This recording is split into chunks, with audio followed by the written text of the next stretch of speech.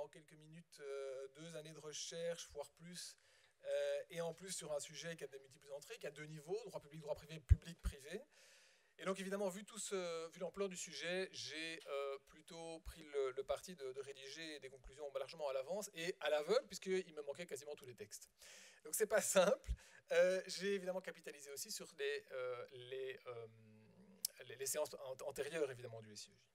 Alors, je propose de partir de manière très simple de 2 évidences.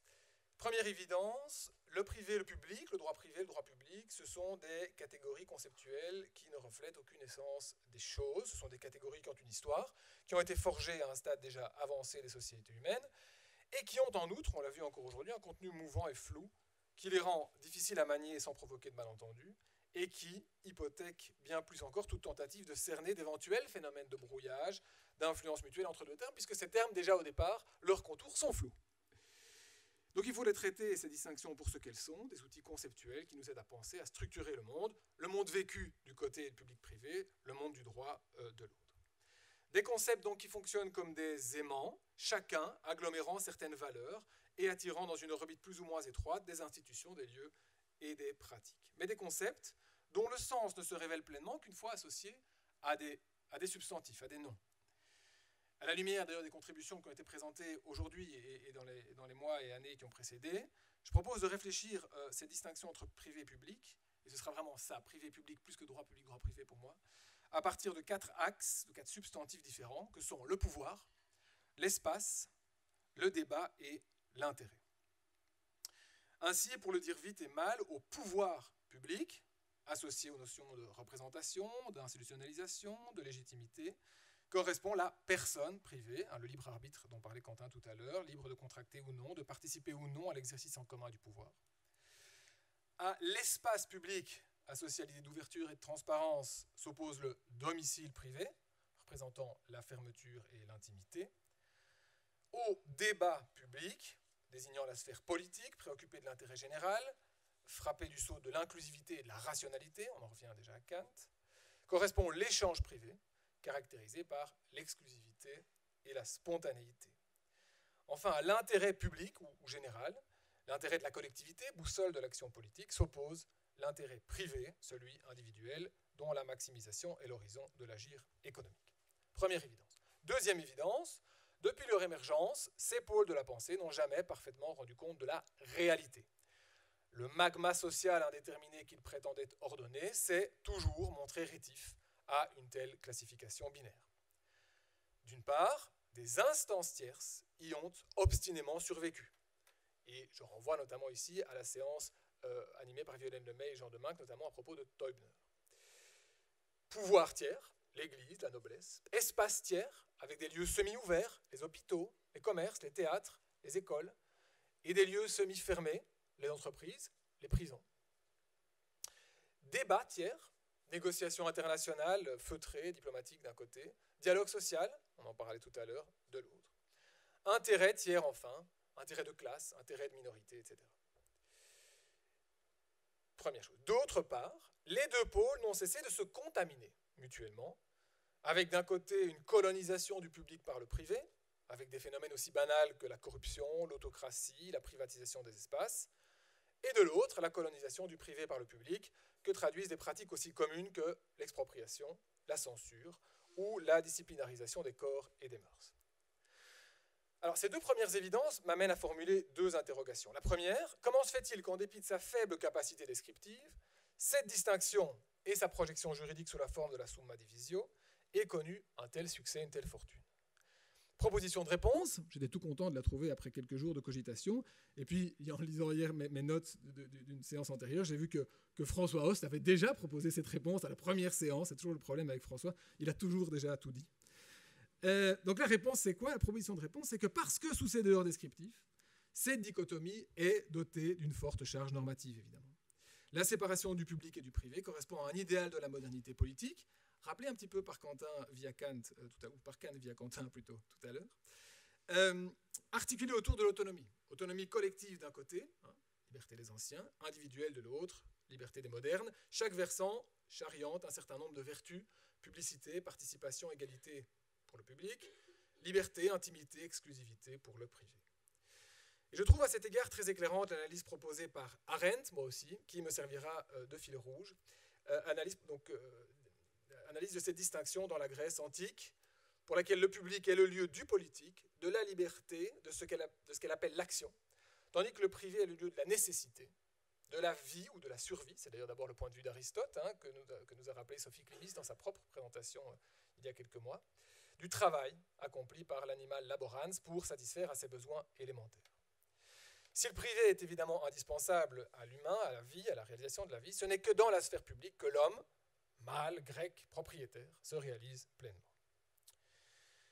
Seconde question, si ces instancières et ces influences croisées ont de tout temps existé, pourquoi alors s'émouvoir aujourd'hui de phénomènes similaires? Autrement dit, en quoi ces phénomènes-ci se distinguent-ils des précédents? Proposition de réponse, en partie, mais en partie seulement avec Arendt, parce que, en raison de leur ampleur toute particulière, et surtout des discours qui les accompagnent, y compris dans la sphère juridique, ces phénomènes doivent être considérés non plus comme de simples anomalies ou errements plus ou moins récurrents, mais comme les signes d'une modification, partielle au moins, de la matrice normative elle-même. Comme si ces phénomènes traduisaient une mise en congé partielle, si pas délibérée, en tout cas assumée par endroits ponctuellement, de la modernité politique elle-même.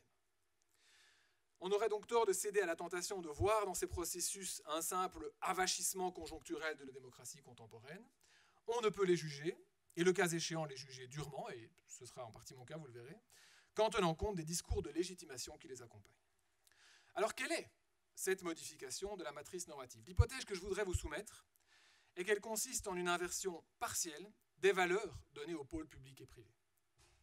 Placées sous la tutelle de l'économie, renvoyant ici tant aux forces du marché qu'aux discours utilitaristes qu'il véhicule, le public s'adjuge désormais pour tâche première la gestion de la vie.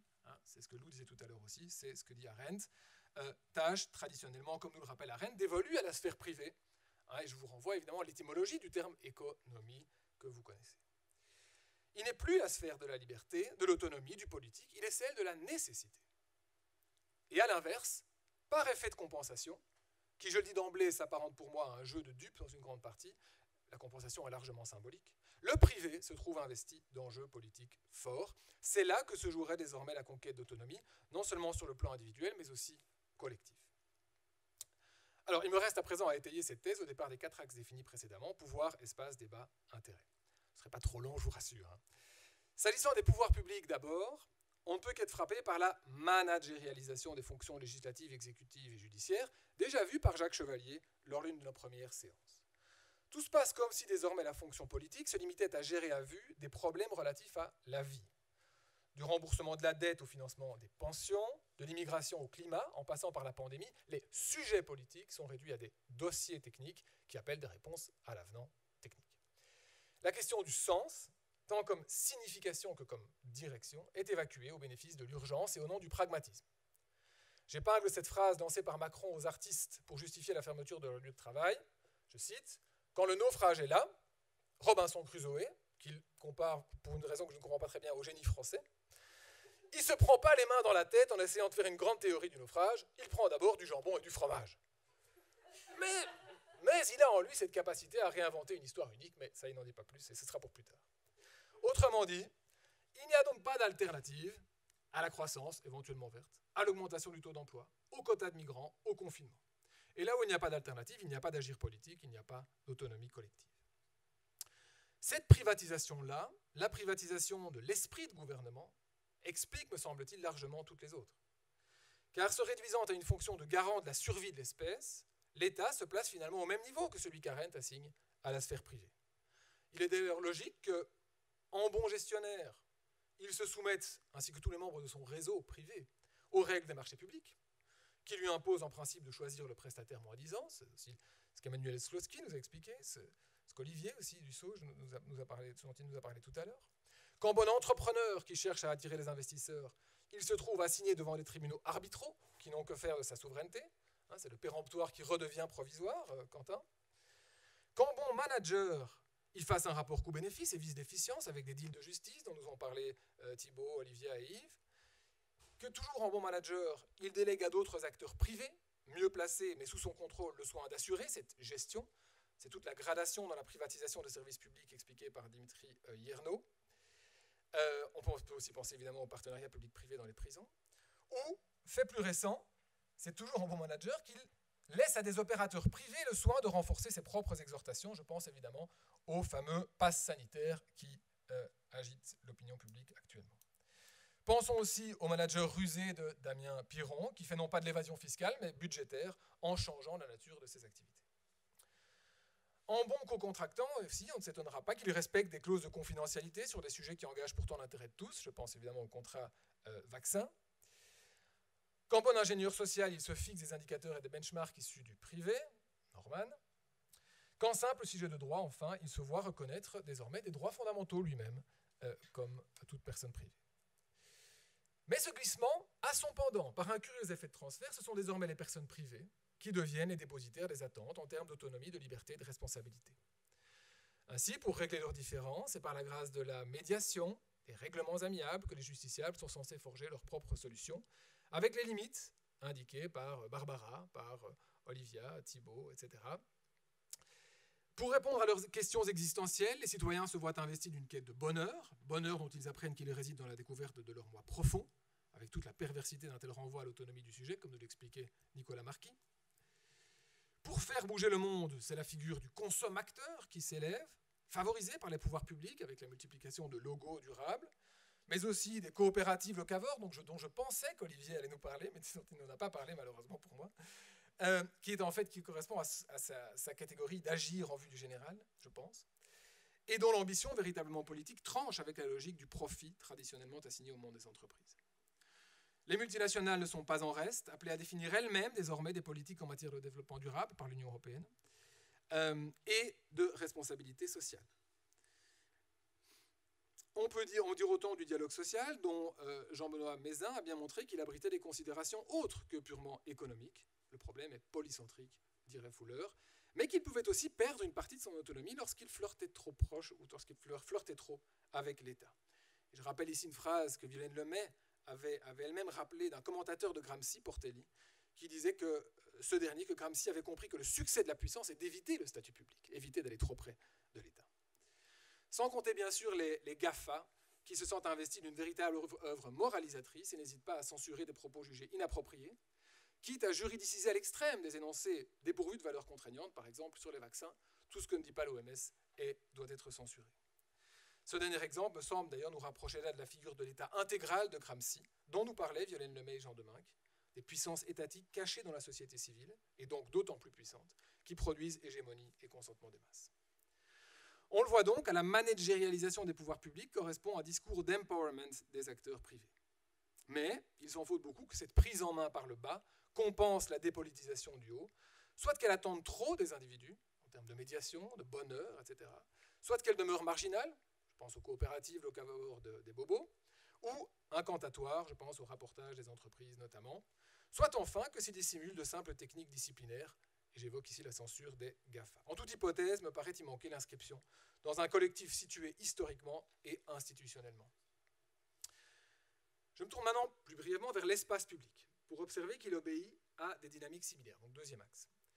D'un côté, cet espace est géré, conçu par l'autorité comme un capital, qu'il s'agit de faire fructifier. Capital visuel, avec le parc publicitaire, capital de parking, avec la délégation à des sociétés privées, le soin de récolter des redevances dont le statut public-privé demeure obscur, capital de divertissement, depuis les restaurants in the sky jusqu'à la patrimonialisation à outrance, etc. Cette gestion de l'espace public comme un centre commercial, là je suis un peu debordien, implique également la sécurisation de ce dernier. Dit l'État, on a parlé. Usage aussi des caméras, usage des big data, pour reprendre la thématique d'Iseux-Marie. Et implique aussi l'invisibilisation des marginaux dont certains aspects de la vie privée deviennent tout à coup d'intérêt public. Le dernier numéro de la RIEJ fait ainsi l'étude du regard extrêmement intrusif porté par les instances migratoires sur la vie familiale des migrants. Ainsi également de choix vestimentaires forts, chargés de signification, tels que le port du voile, analysé par Xavier Delgrange, interdit dans les espaces semi-publics tels que l'école et dont les variantes les plus extrêmes sont prohibées sur la voie publique. Certes, ce lissage de l'espace public, combiné au « there is no alternative » asséné par les lieux du pouvoir, provoque une repolitisation sauvage de l'espace. comme en témoigne le déboulonnage des statuts coloniales, le mouvement Occupy, les gilets jaunes, les anti-vax, les manifestations pour le climat, jusqu'aux cycloparades féministes. On voit là la trace de nouveau de dynamique d'empowerment et d'une conscience militante forte, porteuse de revendications de reconnaissance de groupes invisibilisés, canalisés par des associations et collectifs privés, le plus souvent avec les encouragements, voire la participation enthousiaste d'une partie du monde politique, paradoxe s'il en est. Mais, et pardonnez-moi d'être un peu brutal, voire marxien, ces éruptions sont temporaires, sectorielles, et n'entravent guère, ou si peu, moyennant quelques concessions symboliques, le business as usual. Mais alors ce qui est intéressant, c'est qu'au circulé, il n'y a rien à voir de l'espace public, s'oppose la formidable tendance au dévoilement de l'espace privé. Je ne parle pas ici du dévoilement volontaire et narcissique de sa vie privée dont se repaissent les réseaux sociaux et dont la portée politique se limite à son effet de dépolitisation des relations sociales. Non, je parle d'un dévoilement contraint au nom de l'intérêt public. Ce dévoilement me paraît s'autoriser d'une double préoccupation, la défense de la vie d'un côté et la défense des droits de l'autre.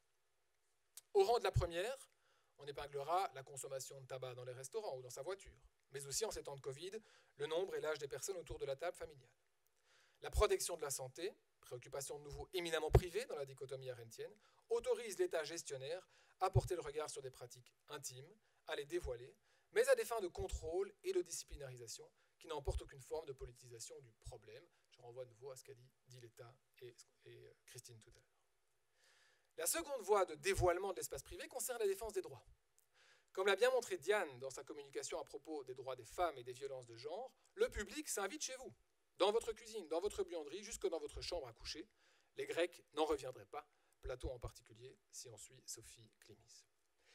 Mais bien d'autres lieux et bien d'autres droits sont concernés par cette évolution, que l'on songe aux interdictions des ports de signes religieux dans les entreprises, aux pratiques discriminatoires dans les commerces, refus de confectionner un gâteau pour un mariage homosexuel, aux objections de conscience dans les cliniques, refus de pratique des IVG par certains médecins, ou au respect du bien-être animal dans les abattoirs. Des lieux privés ou semi-privés voient ainsi leurs murs s'ouvrir pour exposer aux yeux de tous des pratiques qui, même si elles sont ancrées dans des convictions privées, viennent heurter des droits fondamentaux qui, en s'horizontalisant, se transforment aussi en droits subjectifs. Les dossiers politiques émergent ainsi du privé dans une dynamique bottom-up par des cas qui, accumulés les uns aux autres, deviennent systémiques. Mais pour louable et salutaire qu'elle soit, il me semble que de telles pratiques n'offrent à nouveau qu'une politisation de façade. Arendt, à mon avis, je suis à mon avis Arendt, mais aussi et surtout Gauchet, où il s'agit de veiller au respect de règles qui existent déjà, où il s'agit de faciliter leur pénétration dans le corps social. Le débat public, maintenant, troisième point, n'échappe pas davantage à cette inversion des valeurs et des rôles. Il n'est pas utile de revenir longuement sur la crise du parlementarisme, dont le moment Covid constitue sans doute la plus éclatante démonstration, sur la perte de vitesse des relais du débat public tels que les médias généralistes ou les revues intellectuelles. Je rappelle que la revue Le Débat a cessé de paraître en 2020 et je vous conseille à tous la lecture du dernier numéro. Ou encore sur l'indifférence des citoyens envers les cénacles politiques, toute chose assez compréhensible au regard à nouveau de la transformation du politique en science de gestion, qui se concentre sur la question de l'efficacité et de l'efficience des moyens, plutôt que sur le choix des fins et du sens de l'agir en commun. Il n'est pas non plus étonnant dans ces conditions que des pratiques censément vertueuses de consultation des stakeholders en amont de tout nouveau projet de loi et d'accès aux documents publics, érigés en droit subjectif, si pas fondamental, que ces pratiques ne profitent majoritairement qu'à quelques happy few et d'abord aux multinationales, soucieux de défendre leurs intérêts privés. Mais ici encore, cette dépolitisation, voire cette disparition du débat public, se trouve en principe compensée par une revalorisation, au niveau individuel, de l'opinion. Opinion nécessairement privée, l'opinion publique n'existant pas, comme nous l'a bien démontré, je crois, Bourdieu. Opinion qui a trouvé dans les réseaux sociaux un terrain d'une incroyable fertilité et une caisse de résonance exceptionnelle. Hélas, la compensation n'est ici encore que de façade. Il faut lire les mots très durs, mais juste, que tant Jacques Julliard que Marcel Gauchet, dans la dernière livraison du débat dont je parlais tout à l'heure, adressent à cette évolution, dont ils récusent toute vertu démocratique et même toute teneur politique. Dynamique de l'entre-soi, utilisation de surnoms qui anonymisent, registre de l'affect et de la morale, on doute de la sincérité, de la probabilité des hommes politiques. Tous les ingrédients du privé, en somme, et qui ont dans le privé leur légitimité, empêchent ces monologues indignés d'accéder au logos, y compris ceux lâchés sur Twitter par des mandataires politiques. Simples exutoires ou machines à produire du ressentiment ou de la reconnaissance, garantis par la liberté d'expression et d'opinion, indignation de principe sans prise sur la réalité et sans proposition de conciliation, comme finalement le miroir inversé de la gestion publique, orienté solution, le jambon fromage de Robinson Crusoe. Mais il faut peut-être porter le regard plus loin, sur des pratiques finalement plus proches de nous, et qui nous paraissent plus légitimes ici, notamment en faculté de droit, telles que le cause lawyering, qui voit les associations se saisir de cours et tribunaux pour faire avancer la cause qu'elles défendent. Aussi louable soit-elle, aussi justifiée soit-elle pour se faire entendre d'un État gestionnaire et concret, de telles pratiques ne peuvent pas non plus servir de substitut au débat public, non seulement pour les raisons que j'ai déjà mentionnées, ils se limitent bien souvent à la défense de droits acquis, ce qui est déjà beaucoup évidemment, mais en raison des limites même du procès en termes de temps, de partie à la cause, de recevabilité des arguments, etc. Je termine sur l'intérêt public, ou l'intérêt général. Pas besoin là non plus, je crois, d'un grand discours. Comme l'avait à nouveau très bien vu Arendt, et Jacques Chevalier dans le cadre de ce séminaire, cet intérêt public se limite désormais largement à une utopie domestique.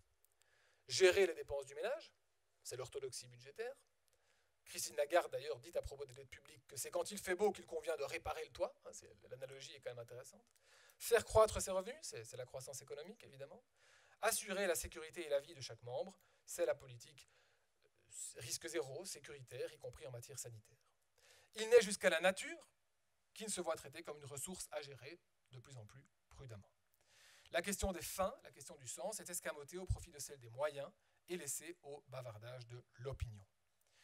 Les invocations de l'intérêt général se font du reste plus rares, l'expression sonne un peu désuète, peut-être aussi en raison du soupçon que le retour des identités fait peser sur la possibilité même d'une parole détachée. C'est ce que disait Nicolas Marquis à propos de ce qu'il appelait le modèle potestatif. Tu dis ça parce que tu es un homme, parce que tu es une femme, parce que tu es blanc, noir, musulman, bref, on est reconduit à son identité. Évidemment, et en retour, au regard de ces objectifs managériaux, la poursuite des intérêts privés devient d'intérêt public. Il est d'intérêt général que chacun parvienne à la prospérité matérielle et sanitaire, contribuant ainsi à la réussite de la grande entreprise nationale. Mais ici encore, cette publicisation du privé opère en trompe-l'œil, car elle n'est évidemment que le prolongement logique d'une dynamique inverse préalable, la privatisation de l'éthos politique dont j'ai parlé depuis le début. Alors vous me direz que tout ça n'est pas neuf, et que la Chine de Mao ou la France de Portalis, dont tu parlais tout à l'heure, liait déjà le bonheur de la nation à celui des familles. La différence tient au fait que le gouvernail est ici confié au secteur privé, car en définitive, c'est parce que les États ont des comptes à rendre à leurs créanciers privés et à leurs investisseurs privés qu'ils sont mobilisés dans cette dynamique de survie, typique encore une fois de la sphère privée, selon Arendt. En d'autres termes, la satisfaction de l'intérêt général ne dépend pas seulement de la poursuite des intérêts privés, sa définition même est dictée par ces intérêts. Alors le tableau que je viens de dresser paraîtra sans doute bien sombre et je m'en désole, car même si je crois qu'il faut regarder la réalité en face et se défier des vessies colportées par la doxa postmoderne, je souhaite absolument me déprendre d'une posture un peu facile, un peu stérile aussi, mais à la mode évidemment, de critique nostalgique d'un passé républicain supposé glorieux. Et je crois que c'est une critique aussi qui a pu être faite à Hannah Arendt, et à juste titre sans doute. Je crois donc nécessaire, à l'adresse des rares survivants de ce colloque qui n'ont pas encore quitté la salle pour aller se pendre, de redresser un peu le tableau et d'esquisser 2-3 pistes prometteuses, mais très brièvement, je vous le jure. D'abord, évidemment, je suis parti du présupposé arendtien selon lequel le public correspond au domaine politique de l'action. On en a parlé dès le début, cette équation est probablement insuffisante. La publicité est une vertu en soi, ne fût-ce que par le contrôle qu'elle permet.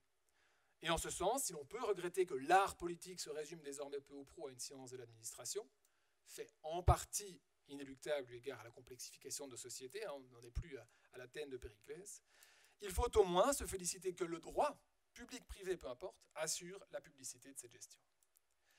De la même manière, si l'on peut se lamenter sur l'appauvrissement du débat public au profit d'une culture du self franchement nauséabonde, il faut au moins se réjouir du fait qu'à l'inverse de la Grèce antique, ou même de l'époque moderne, l'accès au dit débat ne soit plus conditionné par des questions de race, de genre ou de fortune. Le droit ici aussi a joué son office civilisateur. Enfin, si l'on peut s'indigner des incursions des Big Brothers étatiques et GAFA dans notre vie privée, il est difficile de ne pas voir comme un progrès civilisationnel, après la création d'une sphère privée inconnue du monde prémoderne, la conviction que cette sphère d'intimité ne doit pas rimer avec impunité et que les rapports de force existent au-delà, ou plutôt en deçà, de l'État et du marché. 3 pistes prometteuses pour finir. La première, l'Europe. C'est elle qui est en grande partie responsable de la mise sous tutelle de nos politiques publiques. Damien Piron en a parlé. Mais c'est d'elle aussi que peut venir un élargissement des possibles. Le Green Deal en est la preuve. Les mots de dé ou post-croissance ne sont plus inaudibles, par exemple. et le Brussels Effect, désormais bien connu, qui veut que les standards européens contaminent rapidement le monde entier par leur diffusion à travers les réseaux des multinationales, témoignent du potentiel réel d'un changement de paradigme impulsé depuis le vieux continent. La seconde piste, ce sont les communs. Marie-Sophie en a parlé. Il y a là, me semble-t-il, la promesse d'un véritable retour en politique qui tourne le dos à la logique de la nécessité de la vie.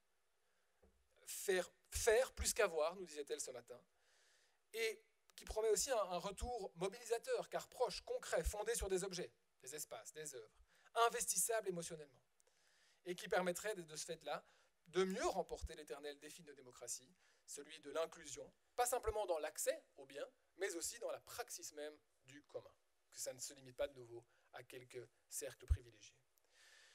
Troisième piste prometteuse, la théorie du droit. Non, ce n'est pas une blague. Pour éclairer les changements structurels évoqués au cours de ces 2 années de réflexion, je voudrais rompre une nouvelle lance en faveur d'une nouvelle summa divisio, dont on avait déjà parlé à l'issue du projet de droit en transition, entre droit croissentiel et droit convivial. Finalement, est-ce que le droit croissentiel, ce n'est pas le droit de la nécessité, celui qui permet la poursuite de la vie biologique, en garantissant notamment à chacun un certain niveau de confort matériel, et qui est évidemment nécessaire. Le droit convivial, quant à lui, serait le droit de la liberté, qui rehausse la ligne d'horizon et, au-delà de la vie, vise à réaliser les possibilités d'une vie digne d'être vécue. C'est là que se loge le politique dont parle Arendt. Un espace politique, et je rejoins là, je pense, Lou, que peuvent se partager pouvoir public et personnes privées, Green Deal et coopérative. De même que la visée du droit croissentiel est assurée par la combinaison et par la collaboration d'acteurs publics et privés, de normes publiques et privées. Voilà, je vous remercie.